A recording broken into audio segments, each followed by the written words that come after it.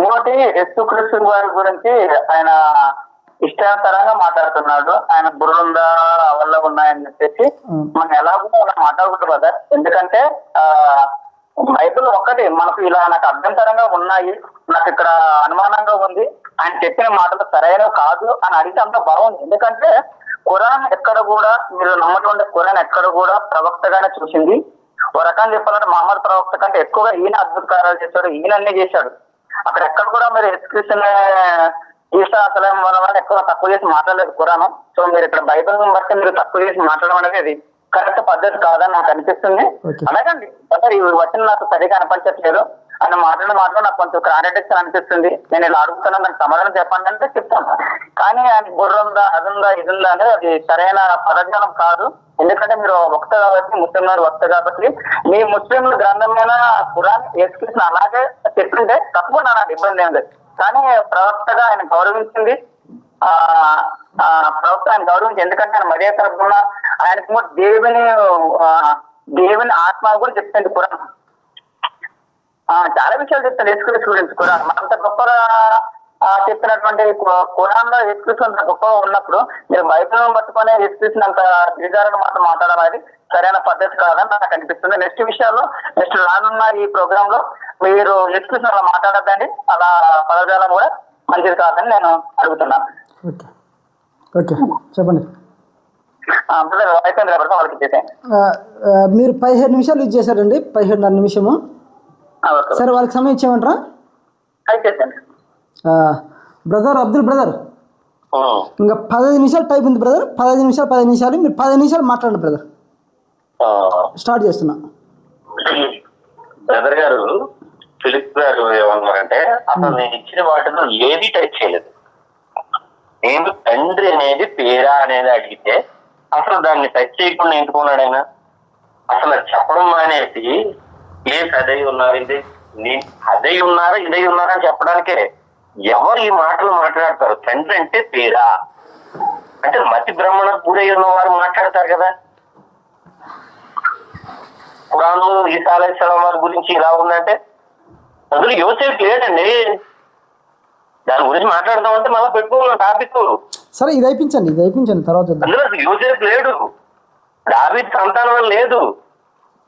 ఈసా అలైహిస్సలాం వారు పరిశుద్ధుడైనటువంటి విషయం అక్కడ ఉంటది. ఇక్కడ దావీదు సంతానంలో పుట్టి అంటే దావీదు సంతానం అంటే ఏంటి?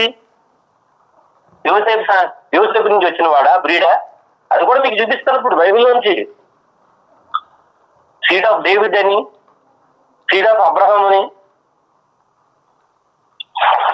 ఇప్పుడు నేను బైబిల్లో ఉన్నది నేను చూపిస్తున్నానా లేకపోతే వేరే చూపిస్తున్నానా? ఇప్పుడు ధర్మశాస్త్రం గురించి కొట్టివేయకూడదనేటువంటి విషయాన్ని ఆయన యేసుక్రీస్తు వారు చెప్పారు కదా. అంటే శాస్త్రులు పరిచయాలు వచ్చి శోధిస్తున్నారని చెప్పని యేసుక్రీస్తు వారు మాట మానేస్తారా? అంటే ఆయన ఇచ్చిన పని చేయడానికి, వచ్చిన పని చేయడానికి మానేస్తారా? యేసుక్రీస్తు వారు ఏమంటున్నారు? యోహాను సువార్త 17:4 వాక్యం, చేయుటకు నీవు నాకు ఇచ్చిన పనిని నేను సంపూర్ణంగా నెరవేర్చి భూమి మీద నిన్ను మహిమపరిచితిని అన్నాడు. అంటే ఏంటి? అంటే శాస్త్రులు పరిచయాలు జడ్జిపోతాడు ఈయన. అప్పుడు దేవుడు అన్నారు కదా. ఈయన ఏమన్నాడు చూద్దాం అనండి. అసలు దేవుడికి ఉంటే గుణలక్షణాలు ఏంటో కూడా తెలియకుండా మాట్లాడుతున్నారు బ్రదర్ ఫిలిప్ గారు. యెషయా గ్రంథం 40:28 వాక్యం, నీకు తెలియలేదా, నీవు వినలేదా, భూమియంతను సృజించిన యెహోవా నిత్యుడగు దేవుడైన దేవుడు ఆయన సొమ్మసిల్లుడు అలయుడు. యేసుక్రీస్తు ఉపవాసం ఉన్నాడా?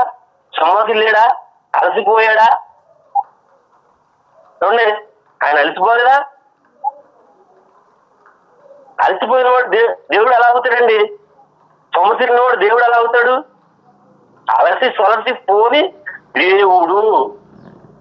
దేవుడికి పోనీ ఏమన్నా చావు ఉంటుందా? 1 తిమోతి 6:15 పౌలుగా చెప్తున్నారు, శ్రీమంతుడును అద్వితీయుడు నగు సర్వాధిపతి యుక్త కాలము యందు ఆ ప్రత్యక్షతను కనపరచును. ఆ సర్వాధిపతి రాజులకు రాజును ప్రభువులకు ప్రభువునై ఉన్నాడు. మళ్ళీ 6:16 సమీపింపరాని తేజస్సులు ఆయన మాత్రమే వసించుచు అమరత్వము గలవాడై ఉన్నాడు. మనుష్యులలో ఎవడును ఆయనను చూడలేదు, ఎవడును చూడనేరడు. ఆయనకు ఘనతయు శాశ్వత ప్రభావం కలిగి ఉండును గాక అంటున్నాడు. అంటే ఆయన ఎవరంటండి? అమరత్వం అంటండి. మధ్యలో పుట్టడం, మరీ గర్భం నుంచి ఉద్భవం పుట్టడం, రావడం, ఆవిడ కనడం, వెళ్ళి పౌరు పిల్లలు తీసుకెళ్ళి ఆయన శుద్ధి చేసుకునే దినంలో సున్నతి చేయబడడం, ఇవన్నీ ఎవరండి? దేవుడు దేవుడు దేవుడు నువ్వు చెప్పేస్తున్నాడు. ఆయన ఏమై ఉన్నాడు అనేది కొద్దిగా తీసుకోవాలి కదా, వివరణ ఇవ్వాలి కదా. మిత్రులకు నేను అది అడుగుతున్నాను. అసలు యాక్చువల్ గా యేసుక్రీస్తు ఏమైనా స్టేట్మెంట్ ఇస్తున్నారు దేవుని గురించి అనేది కూడా చూద్దామండి. యోహాను సువార్త 17వ అధ్యాయము 3వ వాక్యం. అద్వితీయ సత్యదేవుడవైన నిన్ను. అంటే దేవుడు ద్వితీయుడు కాదు, అద్వితీయుడు. అయితే మనం దేవుడి సబ్జెక్ట్ లో లేము, క్రీస్తు సబ్జెక్ట్ లో మనం ఎవరు యేసుక్రీస్తు వారు ఏమై ఉన్నారో ఆ సబ్జెక్ట్ లో ఉన్నాం. ఆయన ఎక్కడికో వెళ్ళిపోతున్నాడు. ఆయన నిన్న మా బ్రదర్ గారు నేను ఏం చెప్పాను, ఆయన ఏమై ఉన్నాడు అనేటువంటిది ఆయన యొక్క స్వార్థంలో మనకు ఆయనకి ఏమి ఉంటుంది అనేటువంటి విషయంలో మనం అనుకుంటున్నాం. ఏమైపోయి ఉన్నాడు అసలు? ఆయనకి ఏంటి? నేనేం చెప్పాను మొదట్లోను, మీరు భూమి మీద తండ్రిని ఎవరికి పేరు పడ్డారు? తండ్రిని పేరు ఉంటుందా? ఆధార్ కార్డులు కానీ లేకపోతే ఏదైనా అంటాను. ఇప్పుడే కాదు, గత పూర్వ సంవత్సరాలలో కూడా, గతించిన యేసుక్రీస్తు వారి కాలంలో కూడా తండ్రికి పేరు పెట్టవద్దండి. ఆ పేరేంటో చెప్పండి అంటే పేరుని ఈయన ఏం చెప్పారు కదా బ్రదరు, గ్రీకులు అంటే పురియోస్ థియోస్ అని ఉంటుందంట. అంటే పురియోస్ థియోస్ అంటే యెహోవా అంటే కొత్త పేరుని పరిచయం చేస్తున్నారా బ్రదరు? చెప్పండి మీరు మాట్లాడండి. కొత్త పేరు పరిచయం చేయడానికి వచ్చారా? అంటే పురియోస్ థియోసా అంటే పాత నిబంధనలో ఉన్నటువంటి యెహోవా అనే పేరుని యేసుక్రీస్తు వారు పరిచయం చేశారా నేను లేదా అని అడిగితే బ్రదర్ ఏం చెప్తున్నారు? నీ నామమును వారికి ప్రత్యక్ష పరిస్థితిని, నీ నామమును వారికి తెలియజేసి అంటే అది చెప్పడం మానేసి పురియోసు థియోస్ అంటారంటే అక్కడేమో ఆయన యేసుక్రీస్తు వారు ఏమంటున్నారు? అద్వితీయ సత్య దేవుడు అంటున్నాడు. యేసుక్రీస్తు వారు ఏమై ఉన్నారనేది అసలు యాక్చువల్ గా చెప్పాలంటే యేసుక్రీస్తు వారు అసలు భ్రమపడి మాట్లాడుతున్నారా?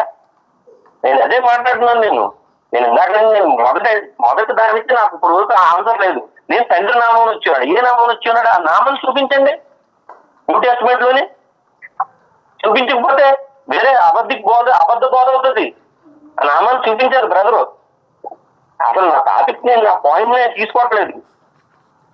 మళ్ళీ అదే తండ్రి అనే పదాన్ని సాతానికి వాడాడైనా, మిగతా కూడా వాడొద్దని చెప్పి. రెండోది అది ఆ గొర్రె పిల్ల అనేది అన్ని కూడా ఈ వాడేదాన్ని ఏమంటారంటే వాటిని అలంకారంగానే వాడతారు. అది మనకు తెలుసు. నేను అది తెలియదేం కాదు. ఇప్పుడు ఏం చెప్తున్నాడు ఆయన గర్భకాండంలో? అవతరములకు ఎక్కడ ఉంటది? యెరూషలేములో ఉంటది నా నామం నిత్యం ఉంచుతానన్నాడు. మరి పురియోసు థియోస్ అన్నాడు ఈయన. ఏ నామం అది? యెహోవా అనుకున్నాం, యాహోవే అనుకున్నాం, యెహోవా అనుకున్నాం, యెహోవా అనుకున్నాం. ఏది చూపించాడు నాకు? నా మొదటి దానికి కౌంటర్ ఇవ్వలేదు ఆయన. నా మొదటి సబ్జెక్ట్ అసలు కౌంటర్ ఇవ్వకుండా నా ప్రతిపాదన కొట్టివేయలేదు ఆయన. నా ప్రతిపాదన కొట్టివేస్తారని కదా ఆయన వచ్చింది. ఏమై ఉన్నారనే దాంట్లో ఆయన అసలు ఏంటి బ్రదర్ ఇలా మధ్య నుంచి ఉన్నారా ఏంటి అనే దాని గురించి ఆయన చెప్పాలి కదా అసలు ఏంటనేది. అలా కాకుండా ఎలా మాట్లాడుతున్నారు బ్రదర్ అంటున్నారు. అసలు ధర్మశాస్త్రాన్ని ఆయనే కదా చెప్పాడు. నేను కొట్టేయడానికి రాలేదు అన్నాడు. అంటే శాస్త్ర పరిచయకి భయపడి అక్కడ ఉన్నవాడిని తీసుకురమ్మని చెప్పకుండా ఈయన ఎందుకు జడ్జిపోయాడు ఆయన? అంటే దేవుడు జడుస్తాడా?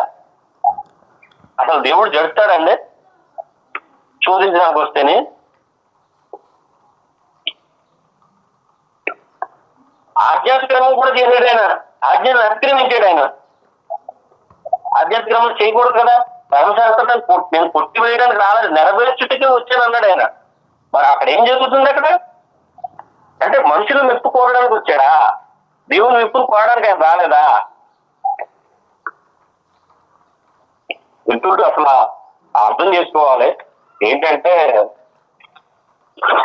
ఆయన ఏం మాట్లాడుతున్నారు? ఆయన మామూలుగా ఏదో వాకింగ్ చెప్పుకుంటూ వెళ్ళిపోతున్నారు. అది కాదండి చెప్పాల్సింది.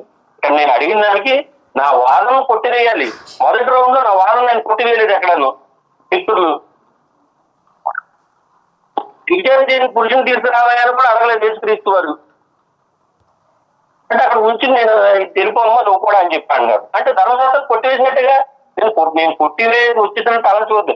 ఈ ఆజ్ఞలను మీరితే అల్పుడు, పరలోక రాజ్యంలో అల్పుడు అవుతాడటండి. గొప్పవాడు అవడో పరలోక రాజ్యంలో అల్పుడు అవుతాడు. గొప్ప వాక్యాన్ని దాని పైన కింద వరకు చదవండి. నేను బైబిల్లో ఉన్నదే కోట్ చేస్తున్నానా, ఇంకోటి ఏదైనా కోట్ చేస్తున్నానా? ఆయన అడుగుతుంది, నా నామము యెరూషలేములో జ్ఞాపకార్థంగా ఉంటుంది, తరతరములు అన్నాడు. తరతరములు లాస్ట్ వరకు ఉంటుంది అన్నాడు. ఏది యేసుక్రీస్తు వారు, ఆయన పేరేం చెప్పలేదు. తండ్రి అంటే పేరు, తండ్రి అంటే పేరు అంటే నవ్వుతారండి ఎక్కడ నుంచి. ఎవరికైనా చెప్పండి మాట. ఇది నాకు సమయం బ్రదర్ వచ్చేసి ఇంకా నీకు ఒక 7 నిమిషాలు ఉంది బ్రదర్. 7 నిమిషాలు 6 నిమిషాలు ఉంది. యేసుక్రీస్తు వారు మళ్ళీ గొప్ప పని చేశారండి. ఆయన మొట్టమొదటి చేసినటువంటి గొప్పది ఏంటంటే మొట్టమొదటి అద్భుతం కానా విందులో నీటిని ద్రాక్షారసంగా తయారు చేయడం, మార్చడం, నీటిని ద్రాక్షారసంగా మార్చడం. అయితే ఆయన ఎలా మార్చాడు అంటే, ద్రాక్షారసం అంటుంటే ద్రాక్షారసం విందు యజమాని చెప్తున్నాడు. అసలు ఎంత గొప్పగా చెప్తున్నాడు అన్న. విందు ప్రధానాన్ని గురించి పొగిడాడు. యోహాను యోహాను అధ్యాయం, యోహాను సువార్త 2వ అధ్యాయం 10వ వాక్యం, ప్రతివాడును మొదట మంచి ద్రాక్షారసమును పోసి జనులు మత్తుగా ఉన్నప్పుడు జబ్బు ద్రాక్ష అంటే ద్రాక్షారసం మత్తిస్తుందా? ఇంగ్లీష్ లో వైన్ ఉంటుందిలే అండి. మీకు నేను ఇంగ్లీష్ లో కూడా వెళ్తానంటే మీరు ఆ రోజు అన్నారు కదా, మనం ఎందుకంటే ఇంకా అవసరం లేదని అప్పుడు నాకు అనిపిస్తుంది. ద్రాక్షారసం చేయడం అంటే ఇప్పటి కాలంలో యేసుక్రీస్తు వారు ద్రాక్షారసం, ఇప్పుడు మోడర్న్ కాలంలో మనకు యేసుక్రీస్తు వారు ఉంటే అసలు విందు ప్రధాన పోవటం చూడండి. అయ్యా నువ్వు చేసిన ద్రాక్షారసం ఎంత మొత్తినిస్తుందయ్యా అని చెప్తున్నాడు. మంచి ద్రాక్షారసం. యేసుక్రీస్తు వారు ఏంటంటే ఒక వాళ్ళ యూదుల ఆచార ప్రకారం మందు తాగడం బాగా అలవాటు. వాళ్ళకి మద్యం తాగడం అలవాటు. ద్రాక్షారసం, అబ్బా నువ్వు సూపర్ మద్యం తయారు చేసావయ్యా, సూపర్ ద్రాక్షారసం తయారు చేసావయ్యా అని చెప్తున్నాడు ఆయన. తర్వాత అండి లూకా 7:34, మనిషి కుమారుడు తినుచును త్రాగుచును వచ్చును గనుక మీరు ఇదిగో వీడు తిండిపోతులు మద్యపానీయును అని అంటున్నారు. అంటే యేసుక్రీస్తు వారు అంటున్నారంటండి. యేసుక్రీస్తు వారు వారిని వాళ్ళు అంటున్నారంట, తిరుగుతును త్రాగుతును వచ్చింది మద్యపాని శుభ్రత అని అన్నారని యేసుక్రీస్తు వారు స్టేట్మెంట్ ఇస్తున్నారు. దీనికి నేను పాత నిబంధనలు మీకు మీకాలోంచి మీకు ఒక లేఖనాన్ని ఆధారం చూపిస్తాను. ఎందుకు అంటున్నానంటే, మనిషి కుమారుడు తినుచును త్రాగుచు కూర్చునంటే ఆయన ద్రాక్షారసం త్రాగడము, మద్యము తాగడం అనేదండి. అంటే యోహాను తాగక తనకి వచ్చును అంటే నేను తాగుతూ తింటున్నాను కాబట్టి, నేను వెళ్తూ ఉంటున్నాను కాబట్టి, తిండిపోతును మద్యపాని అంటున్నారు కాబట్టి అని సేమ్ స్టేట్మెంట్ ఆయన ఇచ్చుకుంటున్నాడు. ఆ స్టేట్మెంట్ వేరే వాళ్ళు ఇవ్వడంలా. ఆయన ఏమై ఉన్నాడు ఆయన స్టేట్మెంట్ ఇచ్చుకుంటున్నాడు. ఆయన యేసుక్రీస్తు వారికి ఏమై ఉన్నాడు ఆయన స్టేట్మెంట్ ఇచ్చుకుంటున్నాడు. బ్రదర్ క్లిప్ గారు, మరియు నేను చెప్పాలనుకున్నాను పాత నిబంధనలు లేక మీకా 2:11, వ్యర్థమైన మాటలు పలుకుచు అబద్ధికుడై ద్రాక్షారసమును బట్టి మద్యమును బట్టి నేను మీకు ఉపన్యాసము చేయదునని అబద్ధము చెప్పుచు ఒకడు వచ్చిన ఎడల వాడే ఈ జనులకు ప్రవక్త యగును. చెప్పండి. అంటే మీకాలో రాసినటువంటి మీకా భక్తుడికి యెహోవా బయలుపరుస్తుంది ఏంటంటే, ఖచ్చితంగా ఆయన ఏం బయలుపరుస్తున్నాడంటే, ఎవడైతే వ్యర్థమైన మాటలు పలుకుతాడో, వ్యర్థమైన మాటలు అంటే ఏంటి, ధర్మశాస్త్రాన్ని కొట్టివేయడానికి నేను రాలేదు అన్నాడు. వచ్చి ఏం చేశాడు ఇక్కడ, ఆవిడ ఇది తీర్చి నువ్వు వెళ్ళిపోవమ్మా, నేను మనుషులకు భయపడతాను అన్నా ఇక్కడ, కానీ వ్యర్థమైన మాటలు పలుకుతూ ధర్మశాస్త్రాన్ని కొట్టివేస్తూ, కీర్తనకారుడైనటువంటి దావీదు అంటాడు, నీ ధర్మశాస్త్రం ముందు ఆనందించు అని మొదటి కీర్తనలోనే అంటాడు. ఇదంతాను అంటే ఇక మిగతాలు ఏమన్నాడు, వ్యర్థమైన మాటలు పలుకుతూ, ఇలాంటి వ్యర్థమైన మాటలు పలికేవాడు ఎవడు? ఏమైపోయి ఉన్నాడు ఈయన? ద్రాక్షారసమును బట్టి మద్యమును బట్టి నేను మీకు ఉపన్యాసము చేయదునని అబద్ధము చెప్పుచూ ఒక్కడు వచ్చిన ఎడల వాడే ఈ జనులకు ప్రవక్త అగును. యేసుక్రీస్తు వారిలో నెరవేరిందండి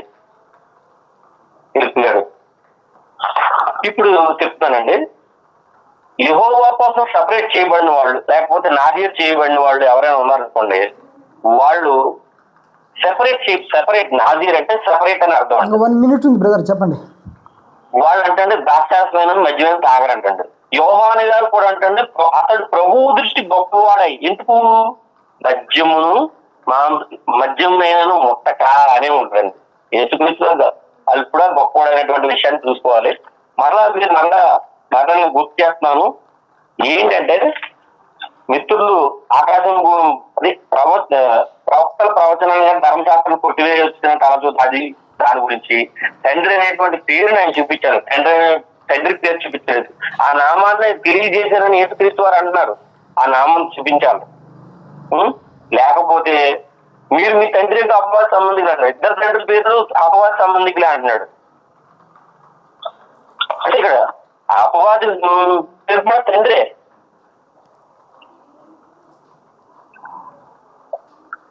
అపవాది పేరు కూడా తండ్రి అయిపోతుంది ఇక్కడ.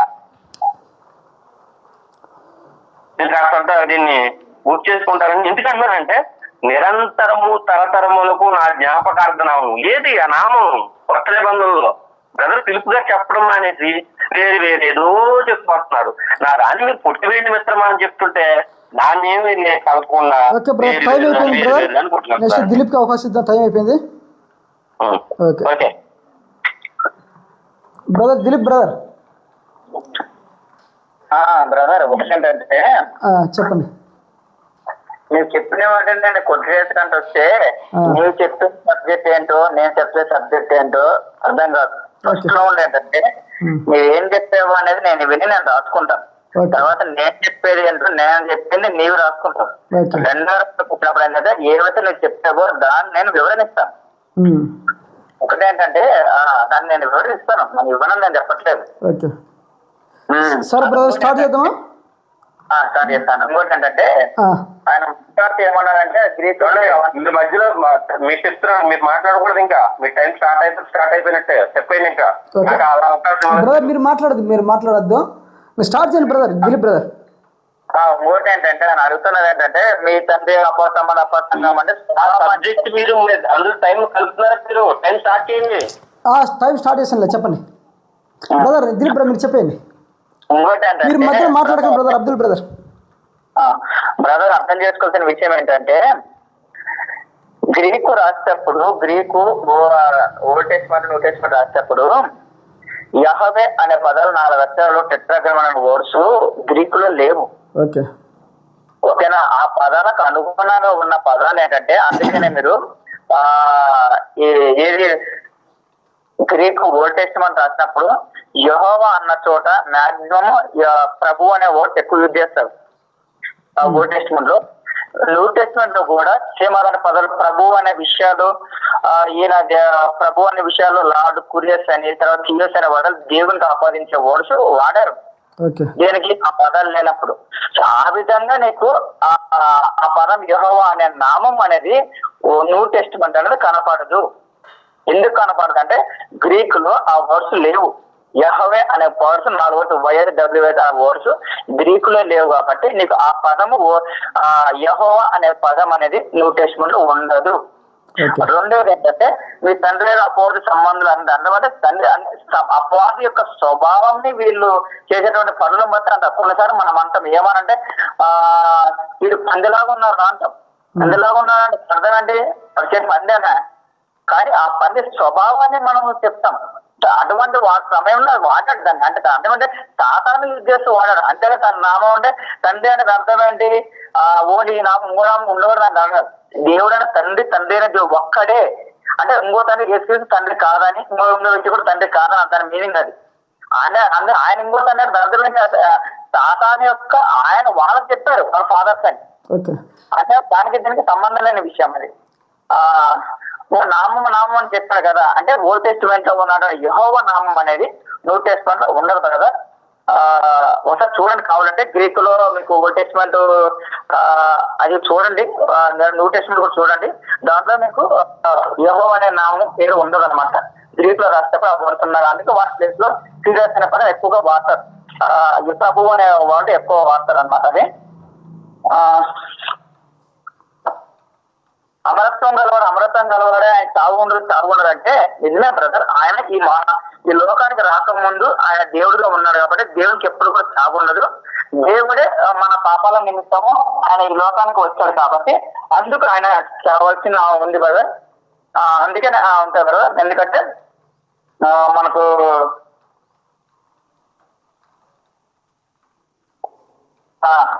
రోమిలకు రాసిన పత్రిక 8:4 దేవుడు పాప పరిహార నిమిత్తము దేవుడు తన సొంత కుమారుని పాప శరీరంతో ఆయన మీద పాపను శిక్ష వేశాను అనే విషయం ఉంటుంది కదా. అలాగే 1 Corinthians 13:3 క్రీస్తు మన పాప నిమిత్తం మృతి పొందాను అని ఉంటుంది కదా. అలాగే గలతీ 3:10 క్రీస్తు మన కొరకు శాపమై మనలను ధర్మశాస్త్రం యొక్క శాపం నుండి విమోచించిన అని ఉంటుంది కదా. అంటే ఇవన్నీ విషయాలు ఎందుకంటే ఆయన మన కోసం చనిపోయి తిరిగి లేచాడు, దాని విషయం ఆయన చనిపోయాడు బ్రదర్. అందుకే ఆయన మరణాన్ని కూడా తిరిగి లేచాడు బ్రదర్. ఆయన అందుకోసం చనిపోవాల్సి వచ్చింది అంతే తప్ప అది తండ్రికి ఆపాదించిన వాడు అంటే ఆయన ఇంతకు ముందు ఆయన ఈ భూమి మీద రాకముందు దేవుడు ఉన్నారు కూడా దేవుడికి ఎప్పుడు కూడా చావుండదు కదా. ఆయన మన కొరకు మానవుని లోకానికి వచ్చి ఆయన మన కొరకు చనిపోయాడు కాబట్టి ఆయన చనిపోయి తిరిగి లేచాడు కూడా మామూలుగా. అది ద్రాక్షరసను బట్టి మాట్లాడు తిండిపోతా అని చెప్పారు కదా. దాని అర్థం ఏంటంటే ఆల్రెడీ యేసుక్రీస్తు చెప్పారు కదా, నేను వచ్చింది రోగుల కొరకే అనే విషయం, పాపల కొరకే అనే విషయం. దాని అర్థం అంటే ఒక్క నిమిషం కదా. లూకాసు 5:30 ఉంటాడు కదా, ఈయన పాపులతో ఉంటాడు పాపులతో తింటాడు అనే విషయం చెప్తున్నామంటే యాక్చువల్లీ యూదులు ఒక పాపులతో ఉన్న యూదుల జాతి కన్నా తక్కువ జాతి వారితో ఎవరు కలిసి ఉన్నా వాళ్ళను ధర్మశాస్త్రం విరోధంగా వాళ్ళు భావిస్తారు. అందుకనే వాళ్ళు ఈయన పాపులతో తిరుగుతున్నాడు పాపులతో తింటున్నాడు వాళ్ళతో కలిసిమెలిసి తినడాన్ని వాళ్ళు అలాగా చేశారు బ్రదర్. అది అందుకోసమే అది ఆ విషయము పాపులతో తినడం కూడా అంటే సుంకం వసూలు దాంట్లో కూడా కలుసుకోకూడదు వాళ్ళు. సో అంటే వాళ్ళ యొక్క కేటగిరీ అది యూజ కేటగిరీలో వాళ్ళ జాతి కన్నా మిగతా జాతి ఏ జాతిలో ఉన్నటువంటి వాళ్ళు కలుసుకున్న వాళ్ళతో మాట్లాడినా వాళ్ళతో కలిసి భోజనం చేసినా ఆ విధంగా వాళ్ళు ధర్మశాస్త్రం విరోధంగా భావిస్తారు. అందులో వీళ్ళు కూడా కదా ఎవరు మన సమరయాలతో కూడా వాళ్ళు అసలు కలిసిమెలిసి ఉండరు. అది కూడా ఒక రీజన్ అనమాట. వాళ్ళంటే తక్కువ జాతి వాళ్ళతో వాళ్ళు ఉండడం వాళ్ళతో ఎవరు మాట్లాడినా కూడా తక్కువగా ఉంటారు అనమాట, తక్కువ జాతిగా చూస్తారు వాళ్ళు. అంటే ధర్మశాస్త్రం విరుద్ధం అన్నట్టుగా చూస్తారు. అందుకే ఆయన చెప్పాడు లూకా 5:32 నేను పాపల కొరకే వచ్చాను అనే విషయాన్ని ఆయన తను చెప్పినట్టుగా మనం చూస్తాం. అంతే తప్ప వేరే విషయం ఏం కాదు. అక్కడ అర్థం చేసుకోవాల్సింది తిండిపోతే తాగబోతా అంటే ఆయన తిండి తాగబోతే ఏం కాదు, ఆయన తిండిపోతే ఏం కాదు. వాళ్ళతో తినేదాన్ని వాళ్ళతో కలిసి తినడాన్ని అలాగా భావించి చెప్పారు వాళ్ళు యూదులు అన్నమాట.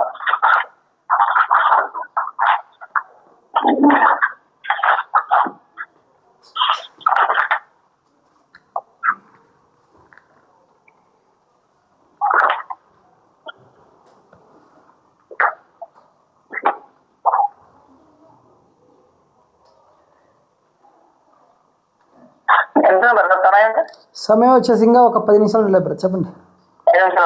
10 నిమిషాలు ఉందిలేండి, 9 నిమిషాలు. Okay brother.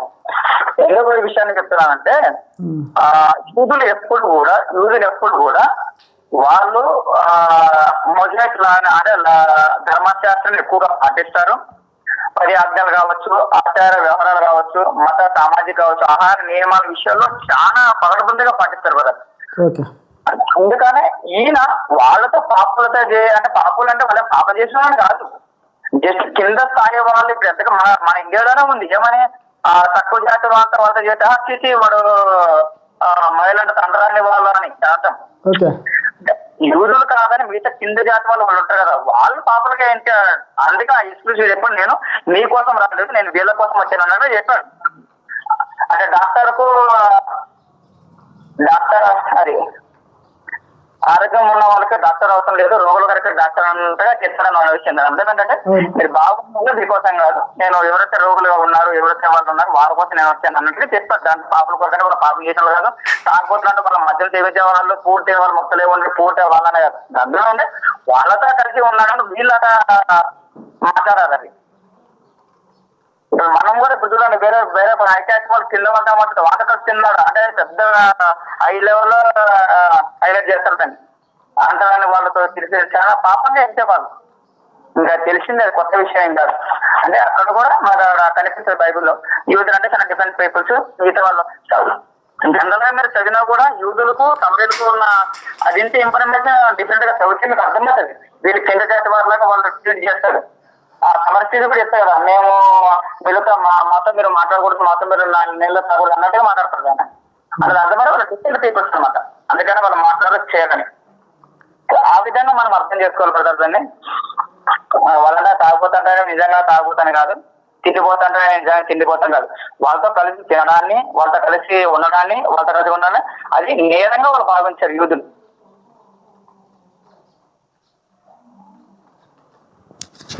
ఇంకోటి ఏంటంటే యేసుక్రీస్తు వారు ఖండించారు. ఏం ఖండించారంటే మార్కు సువార్త 7:8-9 ఉంటది, మీరు సాంప్రదాయాల ధర్మశాస్త్రము కంటే సాంప్రదాయాన్ని ఎక్కువ పాటిస్తున్నారనే విషయం ఒకటి చదువుతారు. వాళ్ళ అర్థం ఏంటంటే వాళ్ళు ఇన్నరు ఆత్మీయ జీవితాన్ని వాళ్ళు విడిచిపెట్టి వాళ్ళు ఎక్కువ వాళ్ళకి ఏం కావాలంటే ఓవరాల్ అన్ని కూడా 7:8-9 చూస్తున్నారు కదా, మీరు దేవుని ఆజ్ఞను విడిచిపెట్టి మనుషుల పారంపర్యాచారంలో గైకొనుచున్నారు మరియు ఆయన మీరు మీ పారంపర్యాచారంలో గైకొన దేవుని ఆజ్ఞ గుర్తిగా నిరాకరించుతున్నారని. సో వాళ్ళ అర్థం ఏంటంటే దేవుని ఆజ్ఞలను పాటించే దానికన్నా వాళ్ళు ఎక్కువ లోకాచారం ఆచారం ఎక్కువ ఉన్నారు, అదే వాళ్ళకి ముఖ్యం. అది అందుకని వాళ్ళు చెప్తారు. అంటే మూడు ఏంటంటే వాళ్ళు దేవుని ఆజ్ఞ మీద అంటే వాళ్ళు ఎక్కువ ఆత్మీయ జీవితం గురించి దానికన్నా సాధారణమైనటువంటి లోకాచారం ఎక్కువ దృష్టి పెట్టిన గురించి ఆయన ఖండించారు యేసుక్రీస్తు.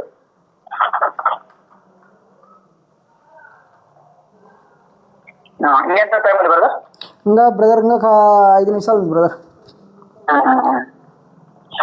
అదే విషయము.